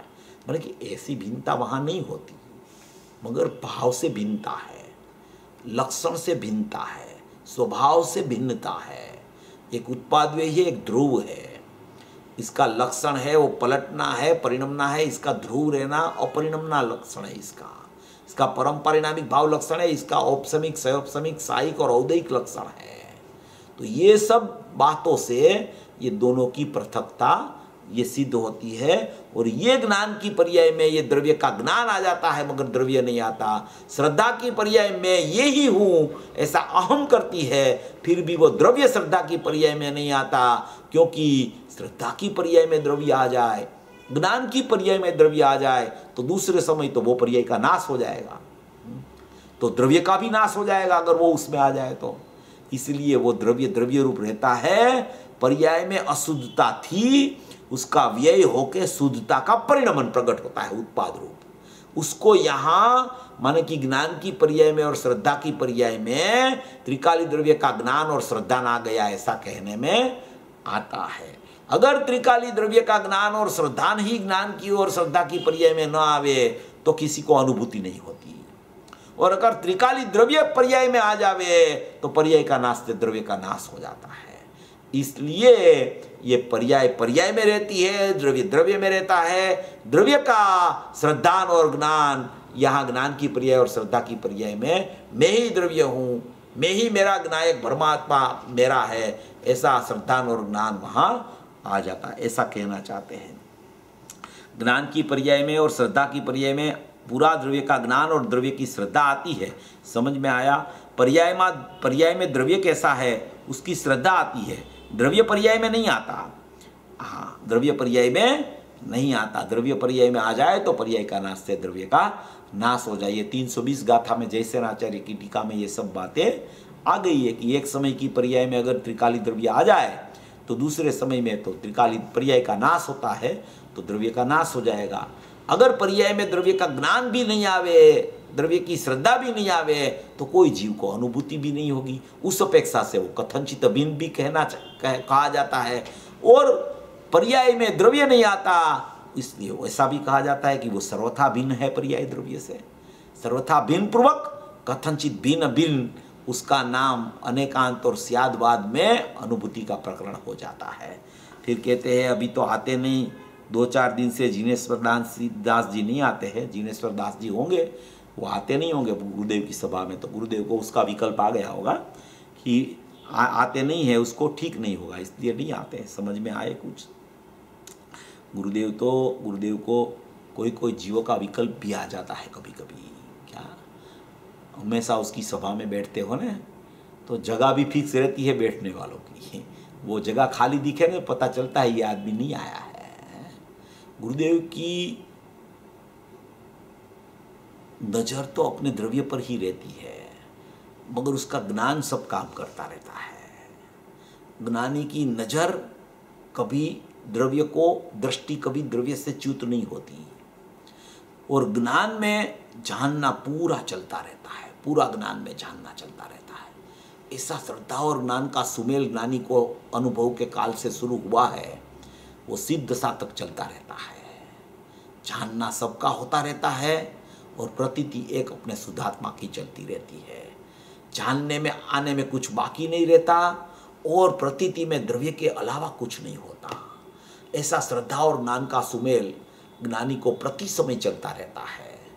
इसलिए कभी भी वो ज्ञानी की दृष्टि और ज्ञान का सुमेल ऐसा है कि कभी वो ज्ञानी एकांती नहीं हो जाता, कभी वो ज्ञानी का अनेकांतपना छूटता नहीं है। सम्यक एकांत पूर्वक सम्यक अनेकांत जो प्रकरण है वो सम्यकता रूप चलता रहता है। सम्यक एकांत पूर्वक सम्यक अनेकांत चलता रहता है, और उसमें जानना जानना जानना जानना सब ज्ञान में चला आता है, और श्रद्धा में प्रतीति रूप सम्यक दर्शन की या तो सदुपयोग चलता है या तो शुद्ध परिणति चलती रहती है। ऐसी कोई धारा ध्रुव की निरंतर सतत रूप से ज्ञानी को, जब से ज्ञानी होता है जीव तब से चलती रहती है, और वो धारा की पूर्णता माने कि मोक्ष दशा तक चलती रहती है। ऐसी कोई ज्ञानी की ऐसी शैली, ऐसी ध्रुव धारा में उसका पदार्पण हो जाता है, ऐसी ध्रुव धारा उसकी चलने लगती है, ऐसा ध्रुव का बहुमान उसको अंदर से चलता रहता है, ऐसा अपना वैभव उसने देख लिया है अंदर, ऐसा अंदर समुद्र देख लिया है अपना अंदर, कि वो समुद्र इतना बड़ा है, इतना बड़ा है, इतना अमर्यादित समुद्र है कि वो जो ज्ञानी बनता है और जो अपना समुद्र रूपी घर को देख लेता है, वो घर में से बाहर नहीं निकलता। उसका श्रद्धा ज्ञान वहीं चलता रहता है, और ज्ञान में स्वपर प्रकाशकता होने से वो ज्ञान में ज्ञायक भी जानने में आता है, और जितनी पर्यायों का परिणमन शुद्ध या अशुद्ध है उसका ज्ञान भी ज्ञानी को निरंतर वर्तता रहता है। उसका नाम ज्ञानी है। वो ज्ञानी कोई परिणमन से उसका ज्ञान अछूता नहीं रहता। माने कि अछूता नहीं रहता माने कि जानना कभी नहीं होता, ऐसा नहीं होता। ऐसी कोई स्थिति ज्ञानी की हो जाती है, इसलिए वो हमेशा सावचेत रहता है, हमेशा सावधान रहता है। कहीं भी राग में अस्थिरता जन्य राग होने पर भी यहाँ ज्ञान में पता चलता है ये अस्थिरता जन्य राग चल रहा है, फिर से वो अंदर सदुपयोग के लिए अंदर चला जाता है ज्ञानी। ऐसी कोई स्थिति ज्ञानी की होती है। ऐसा स्वरूप यहाँ बहुत सुंदर तरीके से बता रहे हैं। प्रभु तू एक बार सुन तो सही, तेरे द्रव्य की प्रभुता इतनी है कि 217 नंबर का पेज, कि उसमें बंध मोक्ष की पर्याय भी नहीं समझ में आया। और बंध मोक्ष की जो पर्याय है वो तो व्यवहार नहीं का विषय है, अर्थात ये अशुद्ध नहीं का विषय है। देखो ये थोड़ा प्रकरण अपने को समझना है, फिर अभी तो टाइम हो गया है, क्योंकि जो बंध मोक्ष की पर्याय भी नहीं और बंध मोक्ष की जो पर्याय है वो पर्याय है तो व्यवहार नहीं का विषय है, और अर्थात वो अशुद्ध नहीं का विषय है। बंध मोक्ष और मोक्ष का मार्ग भगवान एक बार सुन तो सही, वो जो निश्चय मोक्ष का मार्ग है, द्रव्य के आश्रय से जो सम्यक दर्शन ज्ञान चारित्र जो निश्चय वास्तविक मोक्ष मार्ग है, विकल्प है, वो मोक्ष मार्ग है ही नहीं। ये वास्तविक मोक्ष मार्ग, निश्चय मोक्ष मार्ग जो खरेखर है वो भी पर्याय का विषय है। वास्तविक मोक्ष मार्ग है वो भी पर्याय का विषय है, निश्चय मोक्ष मार्ग वो भी पर्याय का विषय है, व्यवहार नहीं का विषय है। दूसरी भाषा से उसको कहे तो अशुद्ध नहीं का विषय है। व्यवहार नहीं कहे ना तब तक तो उसको चोट न लगे। अशुद्ध नहीं कहा, अशुद्ध नहीं का विषय, शुद्ध पर्याय अशुद्ध नहीं का विषय, मोक्ष का मार्ग अशुद्ध नहीं का विषय, मोक्ष की पर्याय भी अशुद्ध नहीं का विषय। शुद्ध नहीं का विषय एक त्रिकाली द्रव्य, अशुद्ध नहीं का विषय कोई भी पर्याय अशुद्ध नहीं का विषय है। उसका गुरुदेव स्पष्टीकरण भी करेंगे, इसमें पहले भी किया है। वो 46 से 47 नहीं लेके माटी का बर्तन कैसा होता है, उसमें माटी व्यापक है, बर्तन वाली माटी को देखना वो अशुद्ध नहीं है, अकेली माटी को देखना वो शुद्ध नहीं है। वो प्रकरण सब अपन लेंगे उसको। ऐसा ये स्वरूप पूरा त्रिकाली द्रव्य और पर्याय का ही इसमें चलता रहता है। ये बहुत अच्छी गाथा है 68 नंबर की, और इसमें माने कि भावपूर्वक जो ये गाथा को समझने का पुरुषार्थ करता है उसको भाव भाषण नियम से होता है और अनुभूति भी उसको हो जाती है। भाव का भाषण हो जाए ना तो अनुभूति दूर नहीं रहती, फिर उससे अनुभूति होती ही है। ऐसा स्वरूप समझकर सभी भवी जीव अपना ध्रुव स्वरूप और उत्पाद व्यय को जानकर पहचान कर अपना ध्रुव की दृष्टि करके सुखमय जीवन अपना सुखमय जीवन प्रकट करे। ऐसी मंगल તમે વાત સાચી જ કીધી 68 ગાથા એ ભાવ ભાષણની જ ગાથા છે, એમાં જરાય શંકા નથી થતી। બહુ સરસ। આજે તમે અસ્થિ નાસ્તિ અનેકાંતની જે ત્રણ પ્રકારે વાત કરી એ બહુ સારી કરી। એટલે અસ્થિ નાસ્તિ ખબર હતી, પણ હવે યાદ રાખવા માટે પ્રમાણની સ્થિતિ, પ્રયોજનની સ્થિતિ ને ફળરૂપ અનેકાંત, એટલે બહુ સહેલાથી હવે યાદ ખ્યાલ પણ રહી જાય। બહુ સરસ। કોઈને સવાલ હોય તો અનમ્યુટ પોતાની મેળે કરીને પૂછી લેજો। એટલે ઉષાબેન તમે પૂછી લો।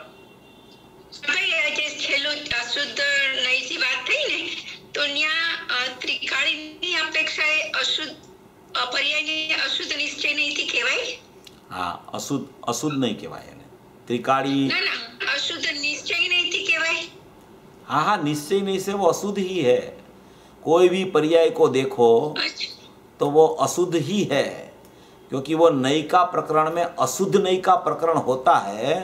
वो अशुद्ध नई का प्रकरण भी वो पर्याय को देखने वाली अशुद्ध नहीं होती है और द्रव्य को देखने वाली शुद्ध नहीं होती है।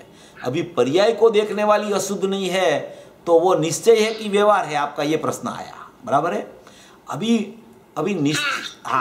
अभी निश्चय किसे कहते हैं कि त्रिकाली द्रव्य को जो देखे वो निश्चय नहीं कही जाती है, शुद्ध नहीं कही जाती है, द्रव्यार्थिक नहीं कही जाती है।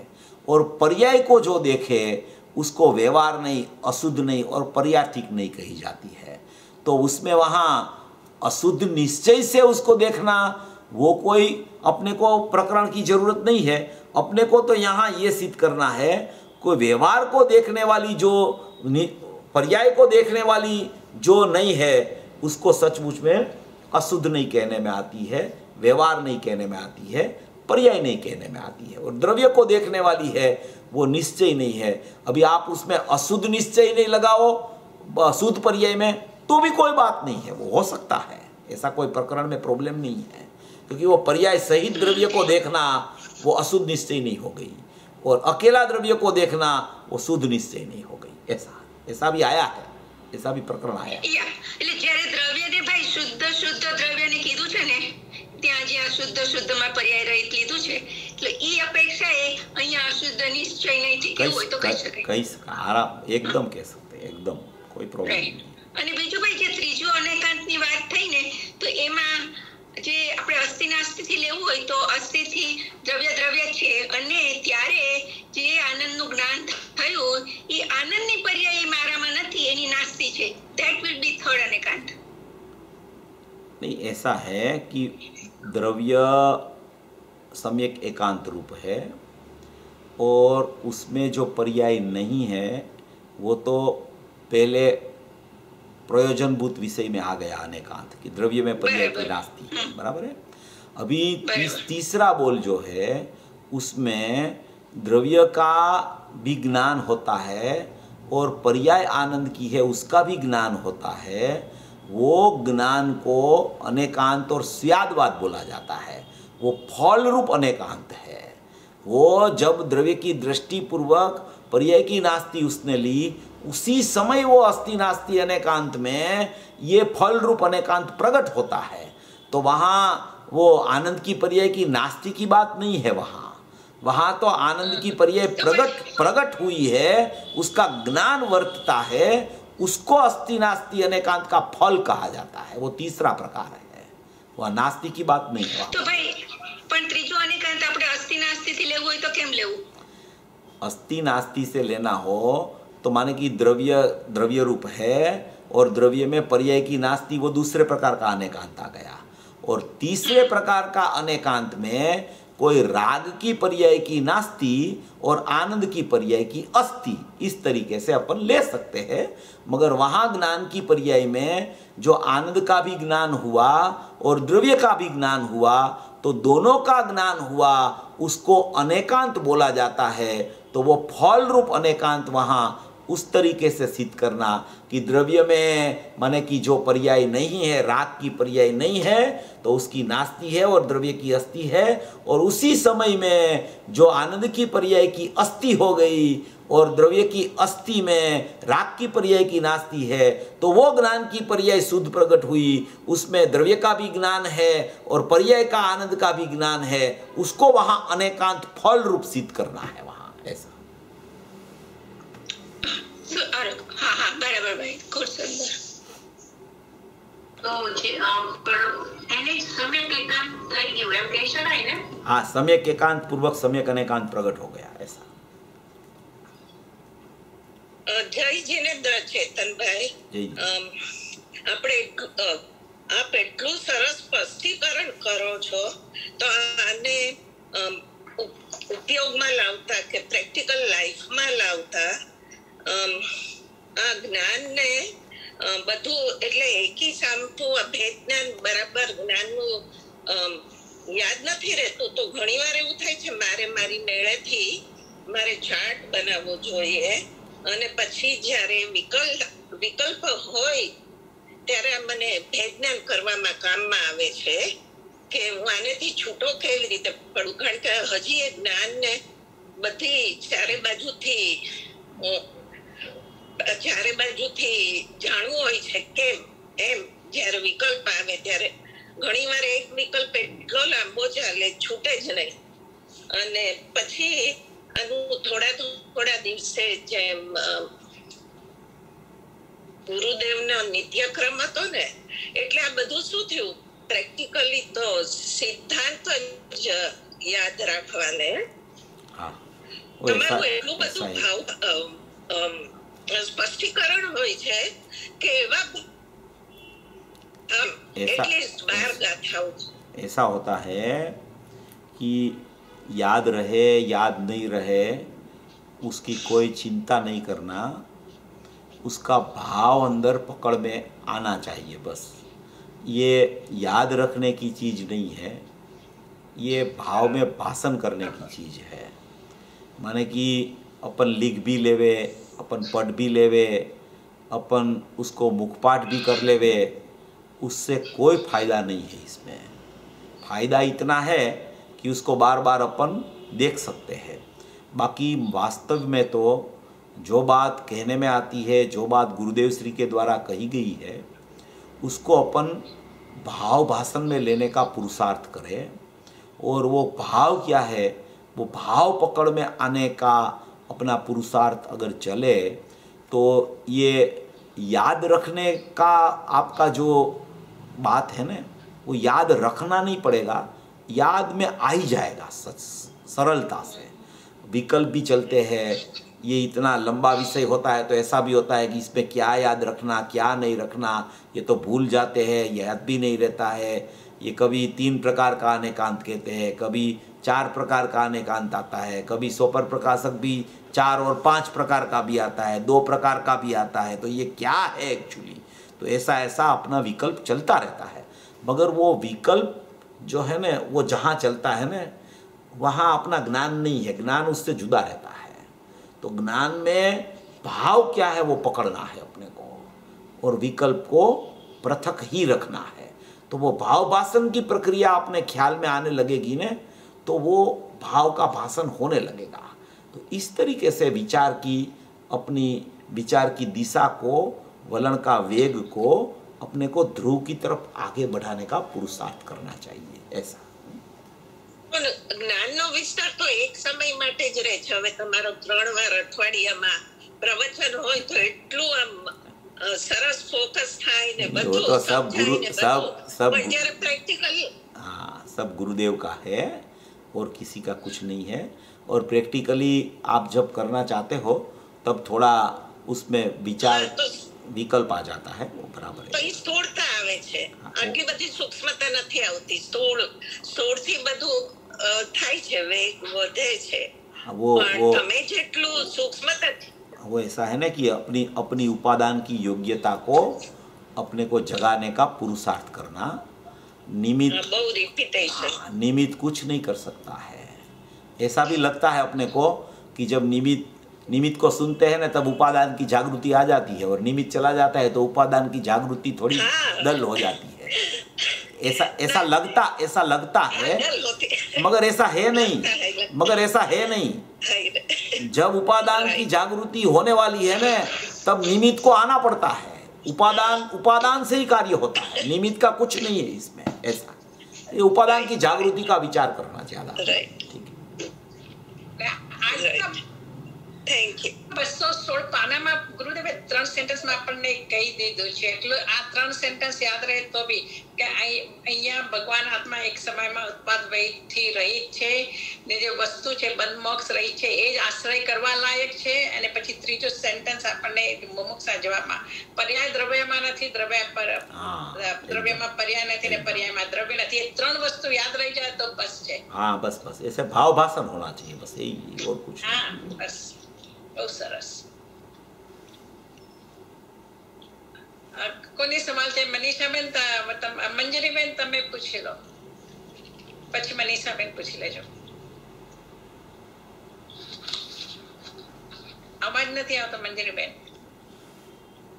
જ્યારે તમે આપે જ્યારે કહ્યું ને કે આત્મામાં દયા દાન કે એવા કોઈ ભાવ નથી, અને અત્યારના મિથ્યાત્વની હાજરીમાં તો એ પુણ્યાનુબંધી પુણ્ય નથી કરી શકતું।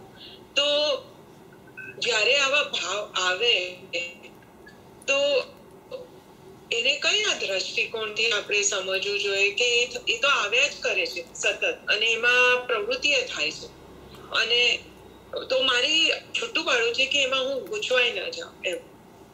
देखो, पहले तो ये सब जो भाव आते हैं वो सब पर्याय में आते हैं भाव। पहली बात ये है, आत्मा में नहीं आते हैं। आत्मा त्रिकाली द्रव्य है, और पर्याय है वो एक समय का परिणमन है। वो शुभ भाव भी आता है ने, वो भी कभी ज़्यादा आ जाता है, कभी कम आता है, कभी थोड़ा आता है, कभी अशुभ भी आ जाता है, तो वो वधघट वाला होता है। तो वो सब पर्याय भाव है, वो सब पर्याय में आते रहते हैं। वो सब शुभ भाव और अशुभ भाव है, उसको सब निमित्त नैमित्तिक संबंध कर्म की सत्ता के साथ में है। तो ये शुभ भाव का प्रकरण तो आने वाला ही है, और जब तक मुनि दशा नहीं आती तब तक अशुभ का प्रकरण भी आता रहता है। तो उसमें क्या है, अपन कुछ उसमें फेरफार कर नहीं सकते। अपन उसको प्रेशराइज करके बंद भी नहीं कर सकते, और अपन उसको अशुभ आता है तो उसको भी छोड़ के शुभ ही आए ऐसा भी कुछ नहीं कर सकते हैं। क्योंकि वो पर्याय का परिणमन अपना अधिकार नहीं है उसके ऊपर, कि हम जैसे कहे ऐसे ही पर्याय हो जाए, हम बोले ऐसे ही हो जाए पर्याय, ऐसा अधिकार पर्याय के ऊपर द्रव्य का नहीं होता।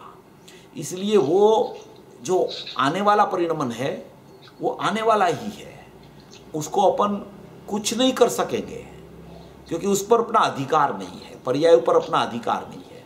अगर पर्याय पर अधिकार होवे तो किसी को अशुभ भाव ही नहीं आवे पहले तो, और अशुभ भाव भी ना आवे, और शुभ भाव भी क्यों आवे, शुद्ध भाव ही आवे ना उसको, क्योंकि द्रव्य तो शुद्ध है, द्रव्य में तो शुभ है ही नहीं कुछ। तो फिर क्यों पर्याय में शुभ भाव आ जाते हैं, क्यों अशुभ भाव आ जाते हैं, क्यों वो दोनों निकल के शुद्ध भाव आ जाते हैं, क्यों पलटता रहता है वो। तो इस पर से अपने को द्रव्य पर्याय का विचार करके एक निर्णय की भूमिका अपनी आनी चाहिए कि ये पर्याय का परिणमन है, ये द्रव्य अपरिणामी है। तो पर्याय का परिणमन चलता ही रहता है, अनादि से चलता है, ये कोई आजकल का नहीं है, ये चलता ही रहता है। ये बोलते हैं कि भाई ये शुभ ही क्यों आया, ये अशुभ ही क्यों आया, तो कि भाई उसमें दो प्रकार है।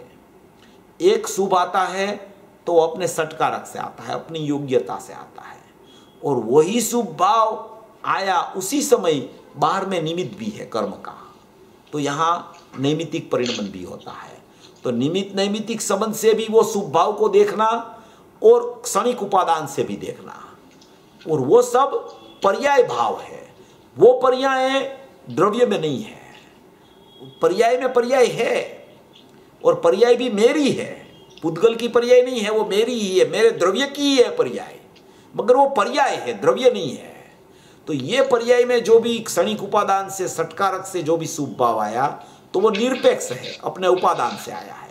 अभी वही उपादान में आप देखो कि ऐसा ही भाव क्यों आया, ऐसा ही क्यों आया, दूसरे समय ऐसा क्यों आया, तीसरे समय ऐसा क्यों आया, तो कि वहाँ बाहर में कर्म का उदय का निमित्तपना वहाँ पड़ा है, और यहाँ अपना भाव जो है वो प्रकट होता है, और प्रकट होने के समय वहाँ लक्ष्य जाता है तो फिर दूसरा नया बंध हो जाता है कर्म का।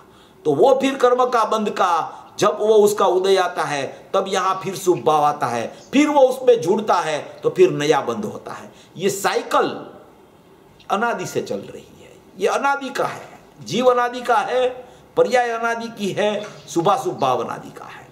निगोद में भी शुभ शुभ भाव चलता है, क्योंकि शुभ भाव वहां ना चलता हो तो निगोद में से कोई बाहर ही नहीं निकले, वो स्थावर में से त्रसी ना होवे, शुभ भाव सब जगह चलता है, उस पर अधिकार नहीं है आत्मा का।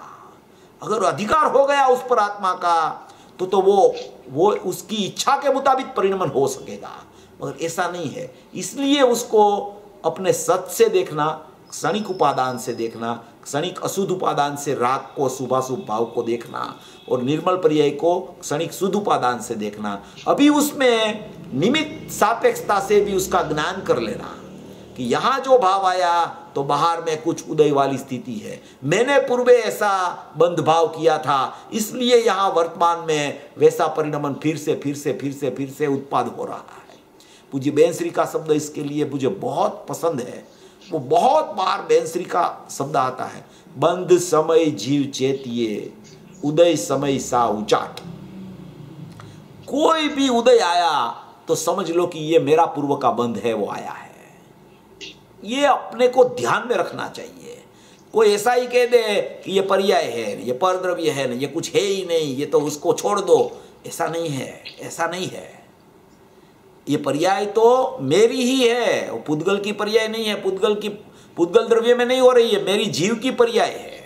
तो शुभ भाव भी मेरा परिणमन है, अशुभ भाव भी मेरा परिणमन है, शुद्ध भाव भी मेरा परिणमन है। मगर वो परिणमन की दृष्टि अपने को छोड़नी है, क्योंकि वो परिणमन है, उसका कर्ता आत्मा नहीं है, वो परिणमन को सुधार भी आत्मा नहीं सकता है। ऐसा आत्मा है, ऐसे आत्मा की दृष्टि करनी है, तो ये परिणमन सहज में पलट जाता है। इस तरीके से अपने को विचार करना चाहिए। ये पूरा जैन दर्शन है, वो न्याय, युक्ति, लॉजिक, अनुमान और अनुभव से सिद्ध होता है। तो ये कोई बंध है ही नहीं ऐसा भी नहीं है, शुभ भाव है ही नहीं ऐसा भी नहीं है, अशुभ भाव होता ही नहीं ऐसा भी नहीं है, कर्म है ही नहीं ऐसा भी नहीं है, उदय नहीं है ऐसा ही नहीं है, सब है अपनी अपनी जगह पे। मगर मेरी जहाँ जगह चैतन्य सत्ता है वहाँ ये कुछ नहीं है, वहाँ तो अनंत गुण का मेरा परिवार है और कुछ नहीं है। ऐसा द्रव्य को अपने को देखना है, तो ये सब पलट जाएगा अपने आप। पलटाना नहीं पड़ेगा, वो पलट जाएगा, शुद्धता ही प्रकट होती जाएगी वहाँ पे, अशुद्धता आएगी नहीं फिर इसमें। तो इस तरीके से थोड़ा विचार करना। और गुरुदेव के प्रवचनों में जो पुनपाप अधिकार है, पुनपाप अधिकार जो आया है गुरुदेव के प्रवचन में समय सार में, पहले पूर्वरंग, फिर जीव जीव अधिकार, फिर कर्ता कर्म अधिकार, फिर पुनपाप अधिकार 145 गाथा से शुरू हुआ है। उसका प्रवचन का स्वाध्याय करना चाहिए, अच्छी तरह से उसका स्वाध्याय करें अपन, तो पुनपाप अधिकार का शुभ शुभ भाव का प्रकरण क्या है वो अपने को एकदम ख्याल में आ जाता है। फिर जीव निश्चिंत हो जाता है, फिर प्रश्न बार बार उठते भी नहीं अपने को। वो आपको बहुत बार प्रश्न उठते हैं ऐसे, मेरे को पता है, बहुत बार आया आपका प्रश्न। तो ये पुनपाप अधिकार जो है वो आप एक बार गुरुदेव का सांगोपांग सुन लो कैसेट में, और उसको बराबर पढ़ लो, तो ये पूरी जो जितनी भी भ्रमणा है, जितने भी विकल्प उठते हैं ना, वो विकल्प तो उठते ही रहते हैं। जब तक ज्ञानी नहीं होता है जीव, तब विकल्प होते रहते हैं, उसको विकल्प होते ही रहते हैं, क्योंकि वो विकल्पातीत परिणमन नहीं हुआ, तो विकल्प वाला परिणमन तो चलता रहता है। उसमें अपने को विचार दशा से निर्णय इसमें करना चाहिए। तो ऐसे निर्णय पहले व्यवस्थित आप करना, तो हो जाएगा, आपको पता चल जाएगा सब इसमें। ગીતા બેન પૂછી લો. હા ચેતનભાઈ, આના કનેક્શનમાં આ મુખ્ય ગૌણ કરવાની કળા આવડી જાય તો આ કામ થઈ જાય. હા થઈ જાય કે પર્યાયમાં જણાયું પણ એ મારું નથી અને એને ગૌણ કરતા આવડી જાય. એકદમ બરાબર છે. એ મુખ્ય ગૌણ પ્રમાણના દ્રવ્યમાં મુખ્ય ગૌણ કરે અને પ્રમાણના દ્રવ્યમાંથી મુખ્ય ગૌણ કરી અને મુખ્ય જે દ્રવ્ય છે એને સર્વસ્વ કરે, એટલે એને આ મુખ્ય ગૌણમાં પોતાનું ત્રિકાળી દ્રવ્ય છે એ ખ્યાલમાં આવી જાય. ગૌણપણે બધું છે, બધું ગૌણપણે છે એટલે એની પર્યાયમાં જ છે, પર્યાયમાં છે એટલે એ પર્યાય મારી જ છે, એટલે પર્યાય મારી જ છે એવું એને જ્યારે ખ્યાલમાં આવે છે ત્યારે એ કોઈ સ્વચ્છંદતા કોઈને થતી હોય તો ત્યાંથી નીકળી જાય છે. અને જો એ પર્યાય મારી છે, પર્યાય મારી છે, પર્યાય મારી છે એમ પર્યાયની દ્રષ્ટિ કર્યા કરે તો દ્રવ્ય દ્રષ્ટિ નથી થતી. જ્ઞાન કરવા માટે પર્યાયનો વિચાર જરૂર કરવો, શ્રદ્ધા કરવા માટે પર્યાયનું લક્ષ છોડીને દ્રવ્યનું લક્ષ કરવું. શ્રદ્ધા અને જ્ઞાન બધી જગ્યાએ જે સાથે રાખતા શીખી જાય છે એને અશુદ્ધ પરિણમનમાંથી શુદ્ધ પરિણમન થવાનો સ્વકાળ ઝડપથી આવે છે. બહુ સરસ. એટલા જ માટે ભાઈ 15મી ગાથામાં તિરોભાવ કરવાનું કીધું, અભાવ ન કીધું. हाँ तिरोभाव बराबर. वहाँ 15वीं गाथा में तो 15वीं गाथा में ज्ञान की पर्याय की ही बात है, आविर्भाव तिरोभाव में. હા ના, પ્રશ્ન તો બરાબર છે. મારે જસ્ટ થોડું ક્લેરિફિકેશન એ રીતે જોઈતું હતું કે આપણે हमने पास्ट में ये जो सुगानी जी का बोल है ना 332, उसकी बात आपने ली थी. तो आज जो अनेकांत स्वरूप की जो बात आई उसमें मुझे उसी बोल में से सुगानी जी ने जो जानवा रूप और वेदवा रूप दोनों धर्म जो अपनी आत्मा में है उसको अस्ति नास्ति कैसे हम कर सकते हैं. वहाँ उन्होंने इतना बताया कि यही अनेकांत है कि जो जानवा रूप ज्ञान में जनाता है और वेदवा रूप वेदन की तरह उसको आकुलता का दुख रूप वेदन लगता है. अच्छा. उस तरह ये दोनों ज्ञान में दोनों धर्म वर्तते हैं, उसको अनेकांत कहा है उन्होंने. हाँ, बराबर. 332 नंबर का बोल है। अपन ने हाँ, पहले लिया था वही बोल है ना ये तो। हाँ हाँ, आपने लिया था, पर आज जो अनेकांत की बात आई ना, वो अनेकांत की बात हमने नहीं ली थी। हमने तो दो धर्म की किस तरह वो वर्त्य है उसकी बात ली थी। हाँ हाँ हाँ, ये है ना 332 में है कि यहाँ स्वभाव में आया तो राग ज्ञान में ज्ञेय रूप जानने में आ गया और वेदन में दुख रूप लगता है। हाँ, जानने में ज्ञेय रूप लगा और वेदन में दुख रूप लगता है। एक ही समय में ज्ञान में जानने रूप और वेदने रूप दो प्रकार के धर्म प्रकट है। जानने रूप धर्म राग को मात्र ज्ञेय रूप जानकर ज्ञाता भाव से वर्त रहा है और वेदन रूप धर्म वेदन करता है, तब ज्ञाता भाव होने से राग की आकुलता का वेदन दुख रूप लगता है। इस रीति से ज्ञान में दोनों धर्म एक साथ वर्तते हैं, वही अनेकांत है। हाँ, ये अनेकांत जो है ना, ये नई वाला अनेकांत लिया है यहाँ पे। ये नई वाला अनेकांत है। जो नई वाला अनेकांत में जो ज्ञानी को जितनी अशुद्धता है, वो अशुद्धता का भी उसको सचमुच में वो उसको वेदन भी रहता है, अशुद्धता है उसका, तो उसको अशुद्धता का वेदन भी ख्याल में आता है कि भाई मेरी पर्याय में अभी अस्थिरता जन्य राग चल रहा है। तो वो नई धर्म से वो जान लेता है कि ये मेरी पर्याय में अस्थिरता जन्य राग चल रहा है, वो मेरा ही परिणमन है। तो वेदने रूप धर्म भी है और जानने रूप धर्म भी है। ये नई का प्रकरण से ये बात उठाई है। जैसे अभी अपन ने तीसरा प्रकार का अनेकांत लिया, तो तीसरा प्रकार का अनेकांत में अपन ने वो वहाँ पे शुद्धता की पर्याय की चर्चा की। वो शुद्धता की पर्याय की चर्चा अनुभूति के काल की होती है और ये नई वाली चर्चा होती है, वो जो होती है विकल्पात्मक दशा में होती है। और विकल्पात्मक दशा के पहले निर्विकल्प दशा में भी नई प्रकरण से देखे तो ज्ञानी निर्विकल्प दशा के काल में भी उसको जितना अस्थिरता जन्य राग है उसका ये कर्ता नहीं से भी उसको जानता है, भोक्ता नहीं से भी उसका भोक्ता भी है, और उसमें साक्षी रूप से अकर्ता नहीं और अभोक्ता नहीं भी है। वो ज्ञान हो गया और वो कर्ता और भोक्ता है, वो वेदने रूप नहीं हो गई। तो ये सब नई का प्रकरण से यहाँ सोगानी जी ने ये बात यहाँ लिखी है। वो 47 नई में जो सब बातें आती है ना, वो गुरुदेव ने भी इस तरीके से अनेकांत का प्रकरण वहाँ भी लिया हुआ है। तो ऐसे अनेकांत की बहुत सी चर्चाएं हैं।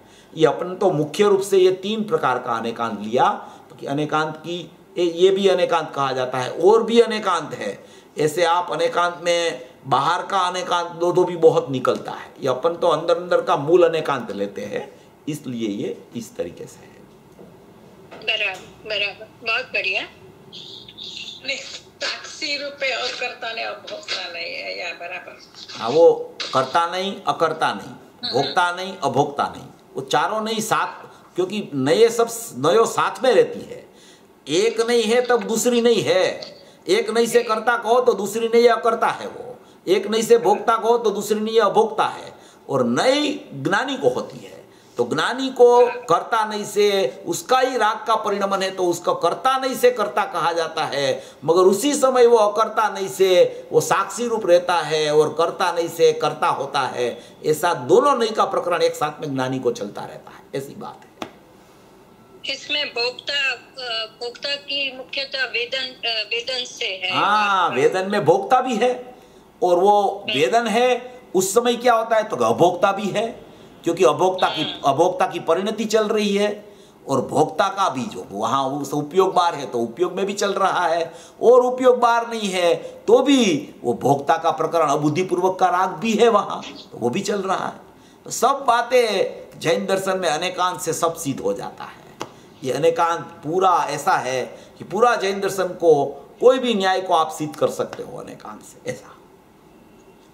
और लास्ट इसी में कि जब वेदन की बोलते हैं ना कि वो शुद्ध और अशुद्ध दोनों पर्याय को वेदता है ज्ञानी, तो इसमें आपने जो अभी बताया भोक्ता, तो उसका भोक्ता भी है और नहीं भोक्ता भी है। तो जब नहीं भोक्ता है तो वो शुद्ध का उसमें तब आ सकता है कि शुद्ध को भोक्ता है और अशुद्ध को नहीं भोक्ता। नहीं, ऐसा नहीं है, वो नई में ऐसा नहीं आता है। ऐसा नहीं आएगा ना? नई में नहीं आएगा। ओके, नई में नहीं आएगा। ओके। હવે સવાલ હોય ને તો નેક્સ્ટ ટાઈમ તમે પૂછી લેજો અરુણાબેન ને ઉષાબેન. Thank you. ઓકે. ઉપકાર જીનવરનો કુંદનો ધ્વનિ દિવ્યનો જીન કુંદ ધ્વનિ આપ્યા અહો આ ગુરુ કાનનો જીન કુંદ ધ્વનિ આપ્યા અહો આ ગુરુ રાજનો जावाणी के ज्ञान से सूझे लोकालोक सोवाणी मस्तक नमो सदा द्वैत ऊंडो. 9 વાર નમસ્કાર મંત્ર.